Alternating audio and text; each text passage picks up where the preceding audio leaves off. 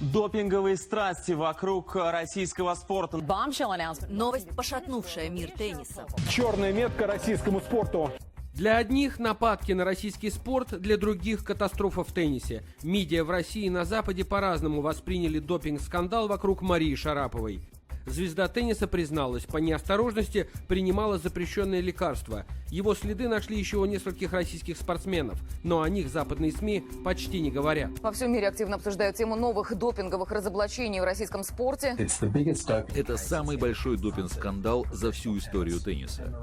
Этот вид спорта до последнего времени был очень прозрачным. Очень жаль.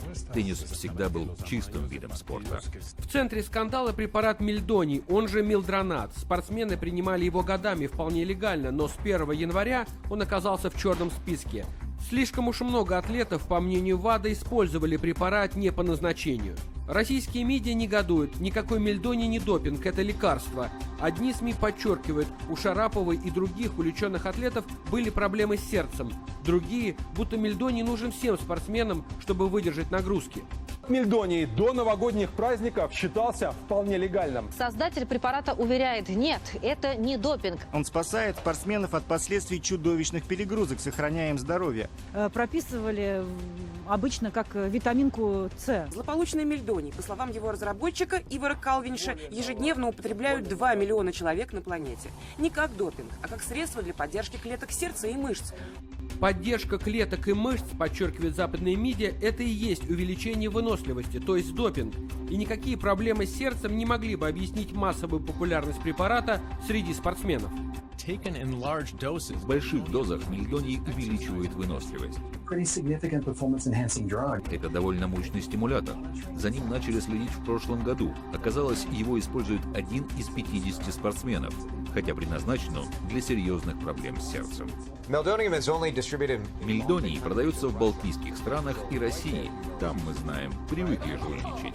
Шарапова признала, письмо о новых правилах ей пришло, но вот список запрещенных препаратов она не прочла. Поэтому и не узнала, что привычный ей Мельдоний вне закона. За несколько месяцев никто из ее команды не заметил обновлений. Западные СМИ крайне удивлены. Даже благожелательные к Шараповой журналисты говорят о поразительной халатности. Сложно понять, как никто из ее команды не обратил внимания.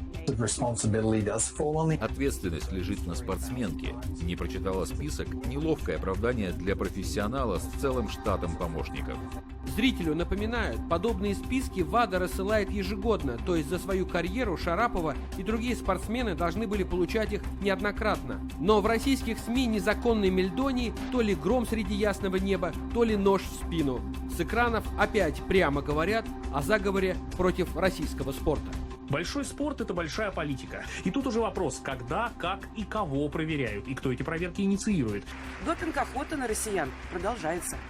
Обнародование результатов проб совпадает с выходом в эфир на немецком канале АРД 3-й серии фильма о допинговых прегрешениях российских спортсменов. Тут даже у противников теории заговоров невольно возникают сомнения и закономерные вопросы.